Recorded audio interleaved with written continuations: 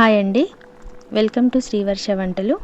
ఈరోజు మనం super tasty simple టమాటా చారు వేడివేడి అన్నంలోకి కడుపు నిండా తినేలా 10 మినిట్స్లో చాలా ఈజీగా తయారు చేసుకుందాం.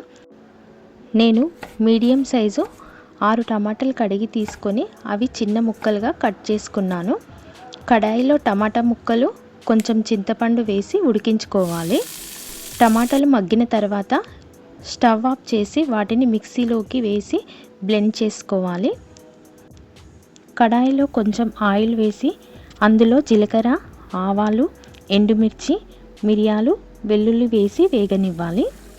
వేగిన తర్వాత పచ్చిమిర్చి, ఉల్లిపాయలు, అల్లం పేస్టు, కరివేపాకు వేసి మగ్గనివ్వాలి. అవి మగ్గిన తర్వాత పసుపు వేసి కలుపుకొని టమాటా మిశ్రమాన్ని వేసుకొని ఓ గ్లాస్ వాటర్ పోసుకోవాలి.